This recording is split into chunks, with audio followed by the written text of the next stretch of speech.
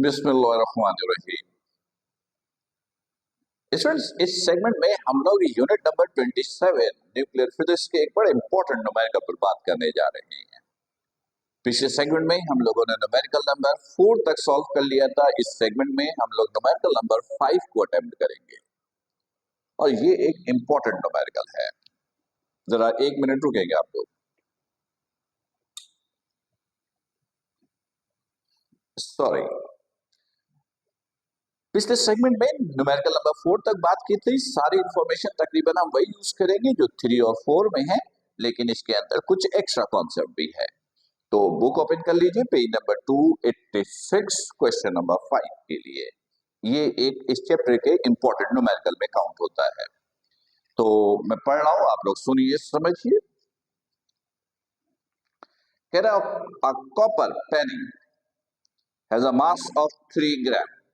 Copper का एक छोटा सा टुकड़ा है, पीस है 3 ग्राम का, यानी मास गिवन है 3 ग्राम। ये कॉपर का है। A copper penny has a mass of 3 gram. Copper का एक छोटा सा पीस है, उसका मास 3 ग्राम है। Determine the energy in mega electron volt. 3 gram copper की एनर्जी निकालनी है। एनर्जी निकालनी है मेगा इलेक्ट्रॉन वोल्ट में। 3 ग्राम कॉपर की एनर्जी निकालनी है मेगा इलेक्ट्रॉन वोल्ट में, ठीक है। दैट वुड बी रिक्वायर्ड, जो रिक्वायर्ड है, to break all the copper nuclei into their constituent protons and neutrons। कह रहा है 3 ग्राम में कॉपर के जितने भी न्यूक्लियस हैं उनको कन्वर्ट कर दिया गया, यानी एनर्जी में कन्वर्ट कर दिया गया है। यानी न्यूक्लियस में जो प्रोटॉन न्यूट्रॉन जितने भी हैं 3 ग्राम कॉपर के न्यूक्लियस में, उन सबको एनर्जी में कन्वर्ट किया गया है। Ignoring the energy that binds the electrons to the nucleus। Electron और न्यूक्लियस के दरमियान जो बाइंडिंग फोर्स है, कह रहा उसको आप इग्नोर कर दो, वो नॉर्मली हम लोग इग्नोर ही करते हैं। And the energy that binds one atom to another in the structure of the metal. Copper एक मेटल है, उसमें एटम टू एटम आपस में एक अट्रैक्शन होती है, कह रहा आप उसको भी इग्नोर करो। नॉर्मली हम लोग उसको भी इग्नोर करते हैं। तो ये जो लाइन है ये सिर्फ फॉर्मेलिटीज पूरी करने के लिए दी गई है। कहता है for simplicity assume that all copper nuclei are atomic mass this. Copper के अंदर जितने भी न्यूक्लियस हैं सबका मास दे रहा है। Mass of atomic mass of copper 62.939 598 AMU ये गिवन है। स्टूडेंट, क्वेश्चन बड़ा सिंपल सा है।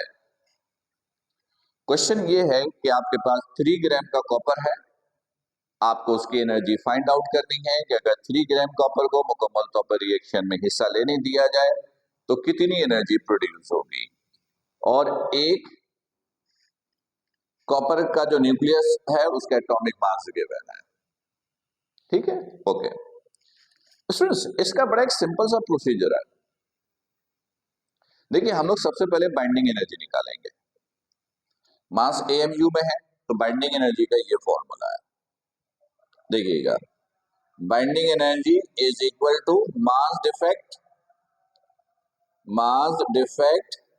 Into 931.5 mega electron volt. ये है फॉर्मूला। जब मास AMU में गिवन हो तो बाइंडिंग एनर्जी का ये फॉर्मूला है। जब मास AMU में गिवन हो तो बाइंडिंग एनर्जी का ये फॉर्मूला है, ठीक है। लेकिन स्टूडेंट्स याद रखिएगा कि ये जो फॉर्मूला बाइंडिंग एनर्जी का, वो तो एक न्यूक्लियस के लिए। कितने के लिए? एक न्यूक्लियस। तो पहले हम कॉपर के एक न्यूक्लियस की बाइंडिंग एनर्जी निकालते, फिर पता करेंगे कि 3 ग्राम कॉपर में कितने एटम्स हैं, कितने न्यूक्लियस हैं। तो जब एक न्यूक्लियस की एनर्जी आ जाएगी, एक एटम का एनर्जी आ जाएगा, तो 3 ग्राम में जितने भी न्यूक्लियस हैं, जितने भी एटम्स हैं, बस उसको मल्टीप्लाई करेंगे तो उन न्यूक्लियस के लिए एनर्जी आपको मिल जाएगी। मैं फिर रिपीट कर रहा हूं, देखिए ये जो फॉर्मूला है ना, ये सिर्फ एक न्यूक्लियस की एनर्जी मालूम करने का फॉर्मूला है। तो इससे आप एक न्यूक्लियस की एनर्जी निकालिएगा, फिर पता कीजिएगा कि 3 ग्राम कॉपर में कितने न्यूक्लियस हैं। तो जब एक न्यूक्लियस की एनर्जी आ जाएगी तो जितने भी न्यूक्लियस होंगे उनको मल्टीप्लाई कर दीजिएगा, तो वो उनकी एनर्जी आपको मिल जाएगी। बात समझ में आ गई? मतलब ये हुआ एक एटम की एनर्जी निकालनी है इससे, फिर पता करेंगे 3 ग्राम में कितने एटम्स हैं, जितने भी एटम होंगे उस एक एटम की एनर्जी से मल्टीप्लाई करेंगे तो वो नंबर ऑफ एटम्स के लिए एनर्जी निकलेगी। क्लियर है प्रोसीजर? चलें सॉल्व करते हैं ताकि ये और भी क्लियर हो जाए। सबसे पहले कॉपर के एक न्यूक्लियस की एनर्जी निकाल लीजिए, कॉपर के एक न्यूक्लियस की एनर्जी, उसके लिए ये फॉर्मूला, और उसके लिए हमें कुछ चीजों की जरूरत पड़ेगी। क्या? पहले भी बताया है, mass of proton, mass of proton 1.0078 AMU, फिर मास ऑफ न्यूट्रॉन 1.0086। इस एटम में कॉपर का एटम भी गिवन होगा, कॉपर का जो एटम गिवन है क्वेश्चन में देख लेते हैं ताकि एटॉमिक नंबर मास नंबर आप उससे ले लें।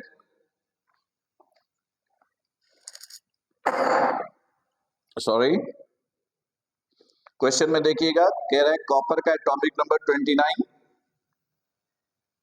मास नंबर 63, ये गिवन है क्वेश्चन में। तो number of protons,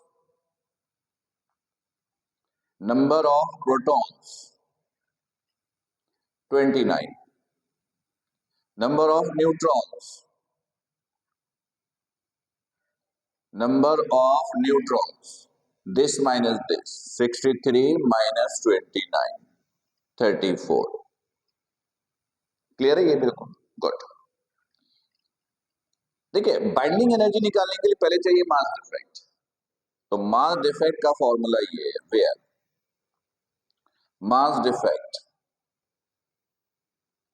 atomic mass of atom, atomic mass of atom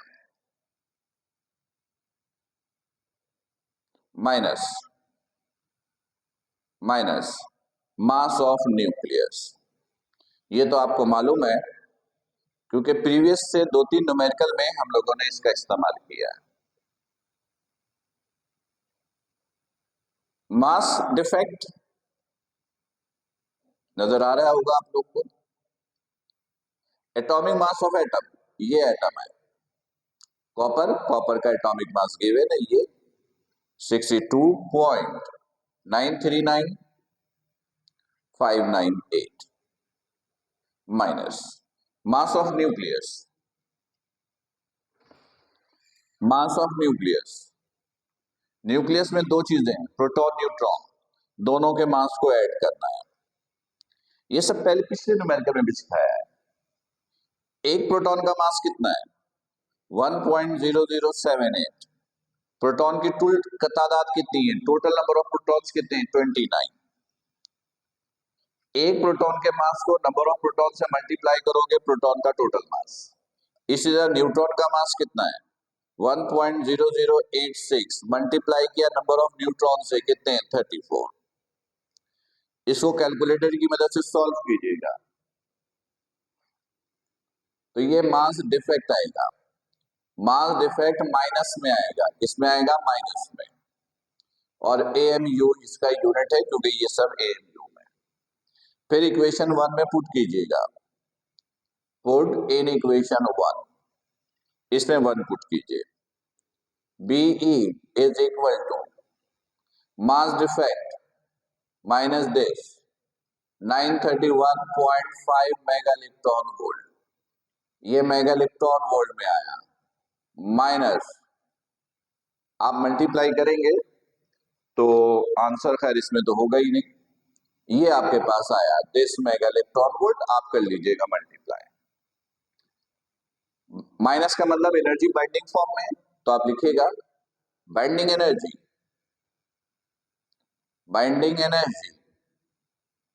of one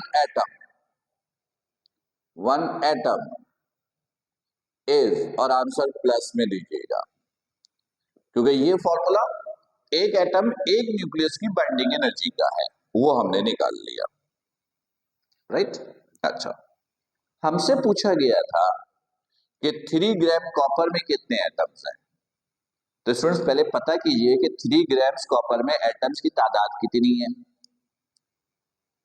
है, तो याद होगा ना, आप लोगों ने पढ़ा है पहले कि किसी भी सब्सटेंस के एक मोल में एटम की तादाद कितनी होती है।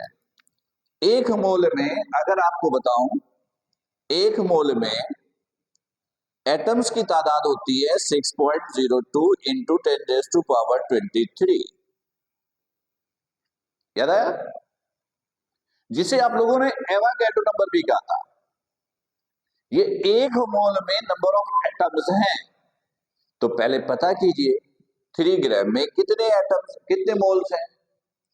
कॉपर के 3 ग्राम्स में नंबर ऑफ मोल्स कितने हैं, तो मोल्स मालूम करने का क्या फॉर्मूला है, देखिएगा, मोल मास ओवर मोलर मास, तो मास कितना है आपके पास 3, ये मास इन ग्राम ही है, नंबर ऑफ मोल निकालने के लिए मास किसमें पुट करते हो, ग्राम में ही पुट करते हो, तो ये ग्राम में है 3। मोलर मास, ये मोलर मास है, ये मास नंबर है 63, ये मोलर मास है दिस 62.939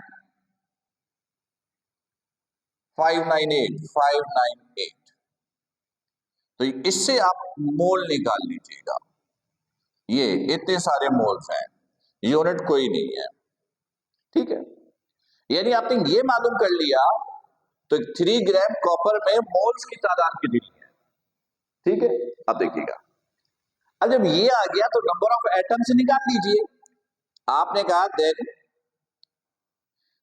एक मोल में इतने एटम्स हैं,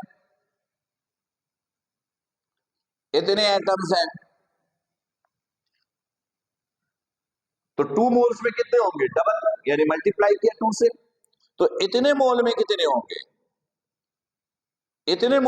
होंगे, इससे आप कर दीजिएगा मल्टीप्लाई। क्या कर दीजिएगा, मल्टीप्लाई।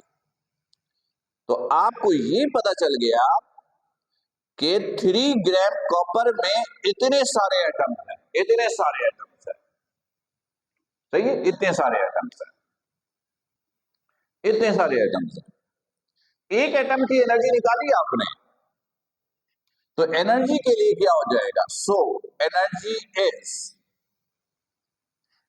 ये एक एटम की एनर्जी है, इतने सारे एटम्स हैं, तो एक एटम्स की एनर्जी को इतने सारे एटम से मल्टीप्लाई करेंगे तो इतने सारे एटम्स की एनर्जी निकल आएगी। इतने सारे, ये एक एटम की एनर्जी, ये एक एटम की एनर्जी, इतने सारे एटम है, तो इसको इससे मल्टीप्लाई कर दीजिए, दिस, ये इससे मल्टीप्लाई कीजिए नंबर ऑफ एटम्स, दिस, मैं यहां लिख देता हूं, ये नंबर ऑफ एटम्स है, और ये एक एटम की एनर्जी है, एनर्जी ऑफ वन एटम,